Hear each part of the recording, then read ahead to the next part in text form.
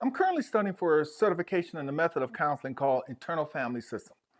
IFS is a theoretical framework that argues that we are one person with multiple individuals living in each of us, a term they call multiplicity. I call it the we in me. What am I talking about? In every stage of your life, there is a culmination of the person you were before. For instance, when you turn 6, that 6-year-old person is also that 5-year-old person and that 4-year-old person. Now, get this, if that 4-year-old person was wounded, it brings that woundedness into that 5-year-old person.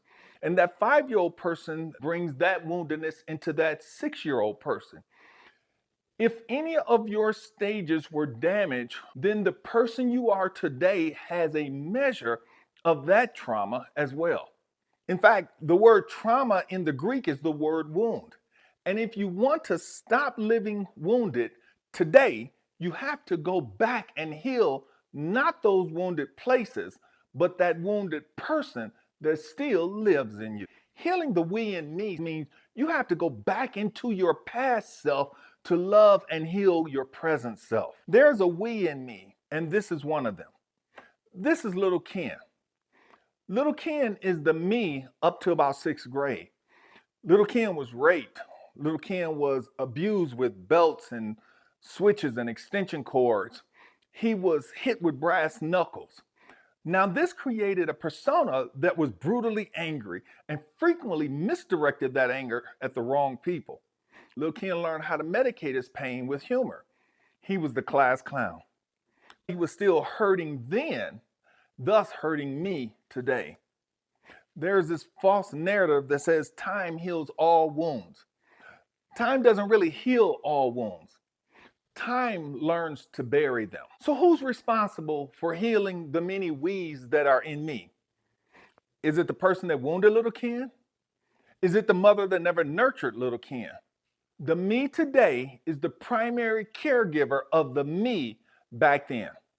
Let me say this again. It is the adult Ken's responsibility to go back in and help heal that part of me that was still hurting. Your counselor is not responsible for your healing. Your pastor is not responsible to heal your past wound. And let me say this, and this is going to hurt some people. Your current spouse is not responsible to heal your past wound. Now, they can partner with you, but get this, you can actually wound others when you expect them to heal your wounds. So, for about 4 months, I actually cared for little Ken. And you're wondering, how did I do this? Well, I actually talked to him. I would say things like, no child should have to go through that. No child should have had to experience that. You did nothing wrong. One day I was going downstairs to read. And as I usually do, I would go grab little Ken and sit him in a chair with me. Now, as I was walking toward him, I stopped dead in my tracks. It was such an eerie feeling that came over me. I couldn't explain it. He said these words to me: "Thank you for caring for me. I'm okay now. I won't stop you from fulfilling your purpose anymore." Sometimes our past self is what's truly stopping our present self from fulfilling the destiny and calling God has for our future self.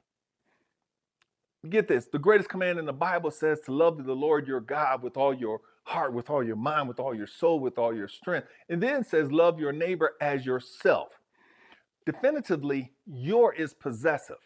It means belonging to. It means you own it or you have ownership and responsibility of it.